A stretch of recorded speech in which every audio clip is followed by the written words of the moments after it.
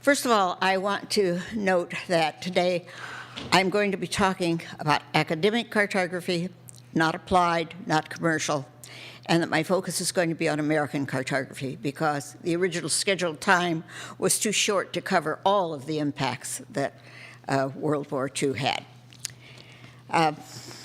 Let's see if things work. Okay. Articles in recent years that talk about 20th century cartography, including the multi-volume History of Cartography, Volume 6, they usually mention the post-World War II period, and it's usually called that. But they don't really discuss, well, why is that a separate period? What made it a separate period?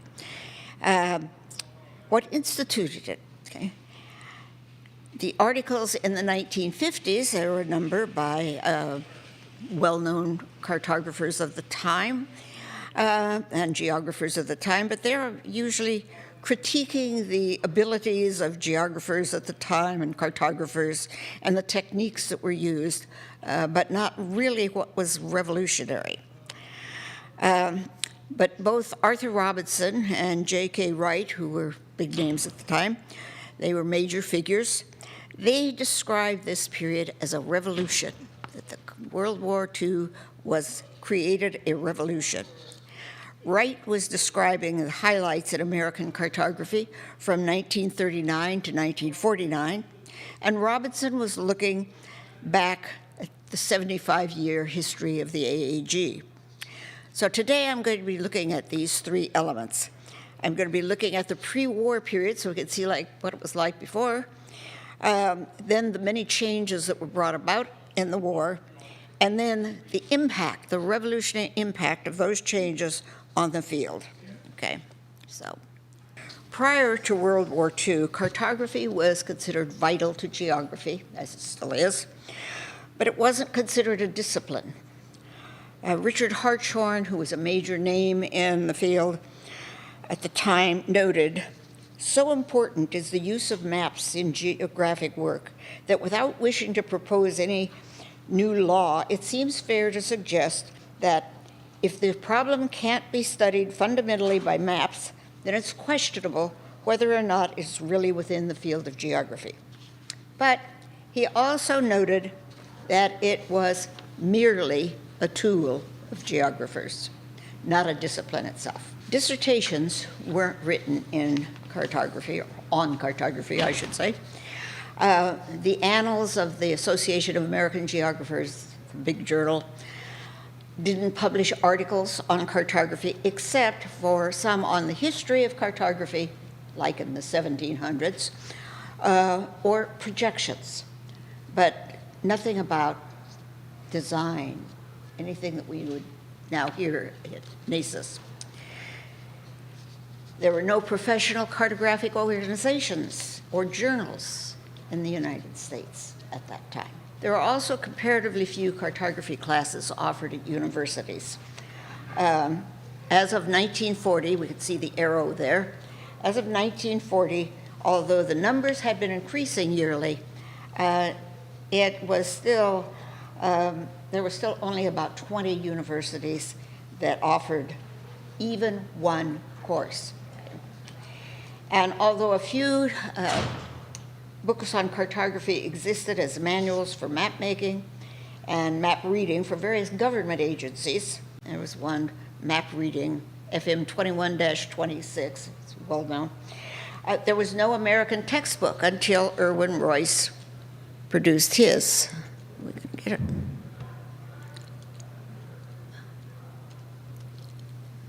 I'm feeling dim-witted.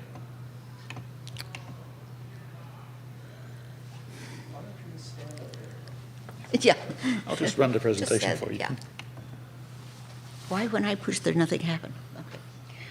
All right. Thank you. As I said, although there were very few books, except for manuals for the government agencies, there was no American cartography textbook until 1938, 86 years ago. That's when Irwin Royce published General Cartography. This is the title page. in, and he also taught cartography at Columbia University. It was the first cartography class. He taught it. It was in 1926. And at that time, he was still a graduate student. So, success. Now, a quote I have, war inherently takes place in a spatial context, and it's an activity that can only be conducted in that fashion. As a result, mapping is central to conflict and at every level. That was Jeremy Black. At the start of the war, the United States was woefully unprepared cartographically. Not only were there few government organizations making maps of foreign areas particularly, there are also very few existing maps of crucial areas, especially in the Pacific. Requests went out in magazines like Popular Mechanics and all sorts of other general magazines for men and for women, requesting readers to donate maps that they might have of these areas. Travelers were asked for maps that they had used, and in some cases, especially in the Pacific, 19th century maps were the best ones available. In some cases, 19th century French maps. Another major issue was the size of the workforce. As an example of numbers of employees at agencies, in 1940, there were 100 cartographers at the engineer reproduction plant, of the Army, which was soon to become the Army Map Service. Okay, that's that quote. Recognizing that problem, on December 17, 1941, 10 days after Pearl Harbor, President Roosevelt signed a bill providing for additional appropriation to the Army for the national defense effort. The Army Map Service would be the primary producer of maps, but USGS, the Forest Service, the Soil Conservation Service, and the Tennessee Valley Authority would all act as subcontractors on this mapping project. The AMS went from 100 employees at the start of the war to a peak in 1943 of 3,500 employees. They produced maps for D-Day, among other major events. And the number of maps provided by the end of the war was astronomical. In 1945, that year alone, 184,784,937 copies of maps, not individual maps, but copies of them, were reproduced. And it's been said that if these maps were stacked, the pile would be 297 times as high as the Washington Monument, or 164,835 feet of maps stacked on top of one another.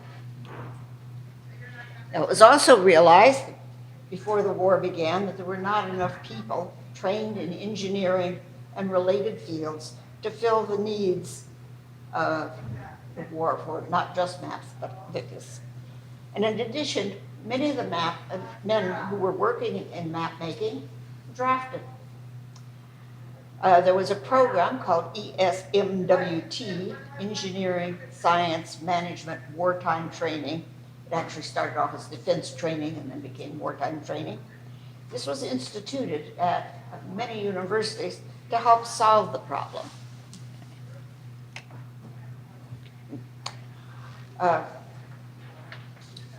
One method of solving this personnel problem was to establish a mapping program for women as a part of an ESMWT. The program for women, which was geared first to the Army Map Service, trained over 200 people, 200 women, the first year, which was 1942. Another university that had an ESMWT program, but not specifically for women, was Clark University, where several cartographers who were working in the field or in academia would visit to teach various aspects of cartography. And one university was Clark University, and some of the people who dropped in to teach classes for a week or so were Richard Eads Harrison, who you may have heard of with very spectacular commercial maps, and Arthur Robinson. Okay. Before Pearl Harbor, the COI, Coordinator of Information, which later became the Office of Strategic Services, was established by Roosevelt. Most of what we hear about the OSS was the spy work. There are tons of books out there about spies in the OSS. And this, of course, was an important part. But there was also a research department and a mapping division. The mapping division was headed by Arthur Robinson. And the types of maps that were made were largely thematic for JANIS. JANIS stands for Joint Army-Navy Intelligence Studies, and for conferences with Roosevelt and Churchill, and 3D models. These weren't maps for men in foxholes. By the end of the war, the map division had distributed over 5 million intelligence maps, provided for the Roosevelt-Churchill summits, and produced nearly 6,000 unique maps in reports or to stand alone. And they also, I'll go back to this one in a bit, they also produced this magnificent 50-inch globe for Roosevelt. They also produced one for Churchill, and then there was one that was just used in the Capitol. And the subcontractors, like the TVA, etc., they also employed hundreds of cartographers. All of the wartime map makers didn't give up cartography at the end of the war. They continued their interest in the field. Now we'll just go backwards. I want to go backward. There we go. This is a group of girls from the first class of military mapping maidens. This happens to be at Kent State University. It was one of they sent more girls off than anyone else. And the instructor there is Edna Eisen, and she's showing girls how to use dividers, protractors, and such like. She also taught some air photo interpretation with it.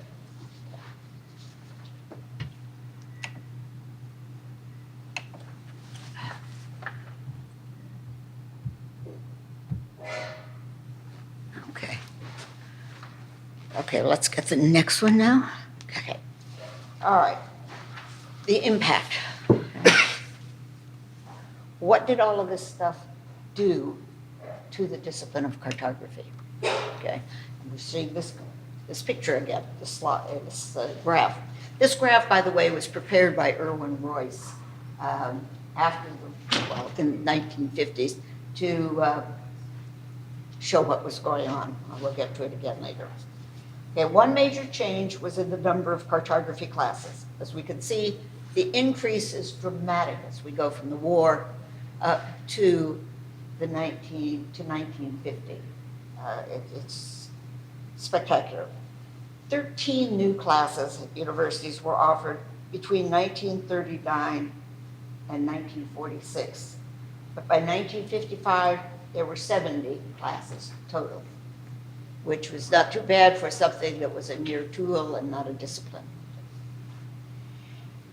During the war, people working in cartography formed the American Congress of Surveying and Mapping. That was in 1941. And they produced a journal called, surprisingly, the Journal of Surveying and Mapping. The first year, 163 people signed up. And of course, many of them were surveying, but some were academics. By 1952, the Association of American Geographers, professional geographer, produced a preliminary list of people in the AAG who expressed an interest in cartography. 242 members were on the list. And a cartography panel was formed within the AAG, and a series of papers were presented at the national meetings in 1950. Volume 2, Number 2 of the Professional Journal, Geographer, was devoted just to cartography.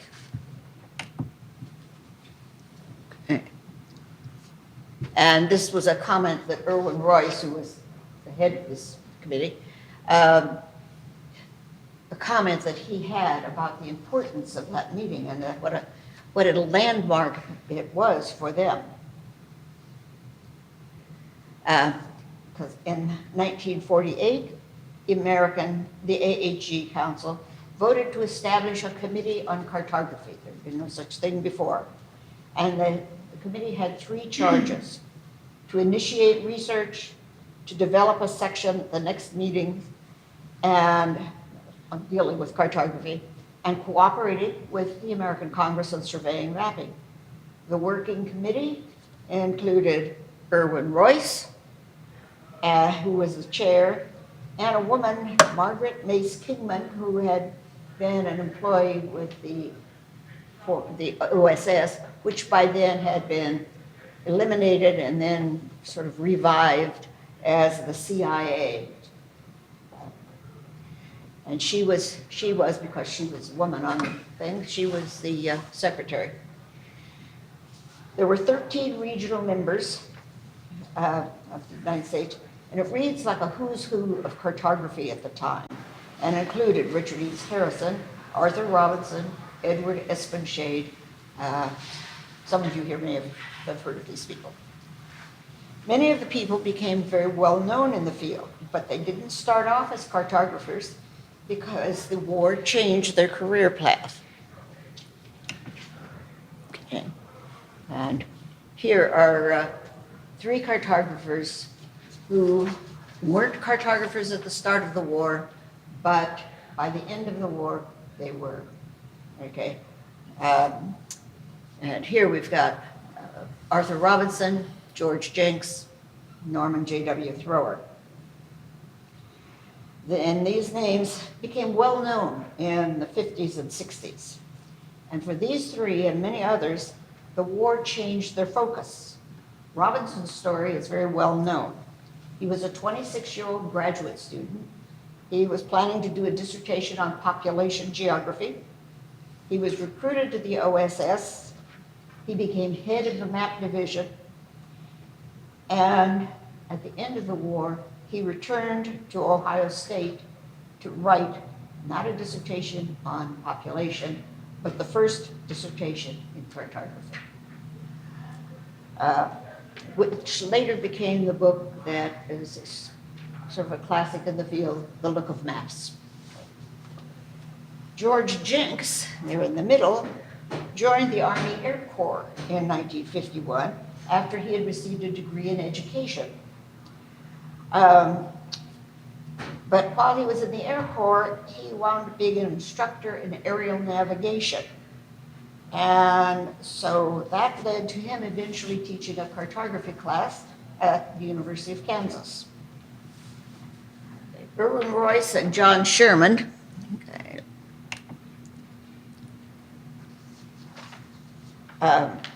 George Sherman, excuse me.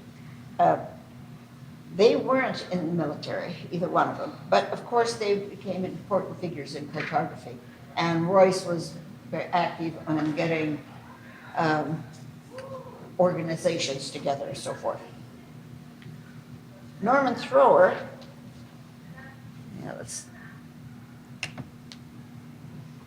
had another one, but I decided to put one in when he was in the war, in the military. Norman Thrower was a promising artist. He had an intent of becoming a commercial artist. But he was conscripted into the British Army and was on his way on a ship on his way to Burma when he had an attack of dysentery. And that led to him being stationed in India, working in photogrammetry and cartography. After the war, he immigrated to the United States. He studied with both Royce and Robinson, got his degree at Wisconsin with Robinson.